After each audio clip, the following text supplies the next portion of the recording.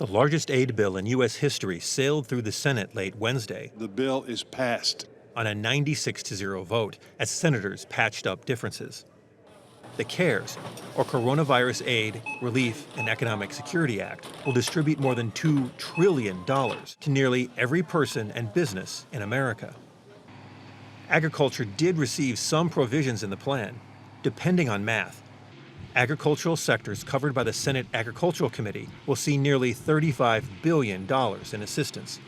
Emergency resources will be made available to livestock producers, the Commodity Credit Corporation as part of implementing the 2018 Farm Bill, and keeping open USDA inspection services to maintain supply chains.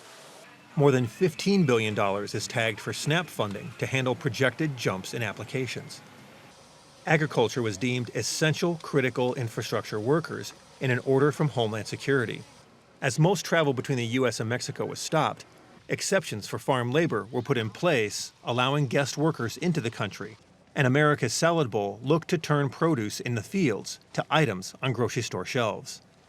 We're very fortunate as this COVID-19 pandemic hit our industry. It happened to hit during a slightly slower time of year. It is really in between our really busy pruning time when the vines and trees are in dormancy as we go through the spring and before we get to the harvest part for our early tree crops. For producers like Joe Del Bosque, the main crop now is asparagus. He's been able to find enough labor for now. However, the outbreak has highlighted the need for immigration reform. During this COVID-19 pandemic, we have to have people in the field to harvest our crops. The food cannot stop moving to market, and people depend on us.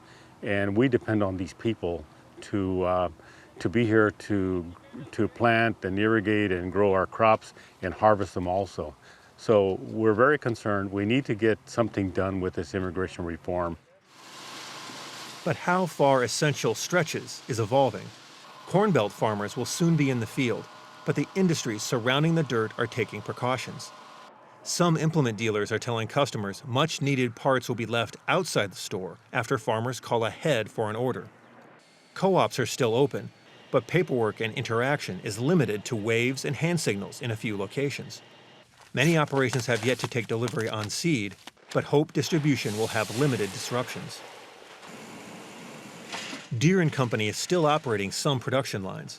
This week, the Moline, Illinois-based manufacturing giant removed 2020 financial guidance, or projections on expenses and revenues for the year. The company cited the COVID-19 outbreak as the reasoning in its correspondence with the Securities and Exchange Commission. Several renewable fuels plants are either slowing or in some cases stopping production. The Renewable Fuels Association said around a fifth of U.S. ethanol production capacity would likely go offline by the end of March.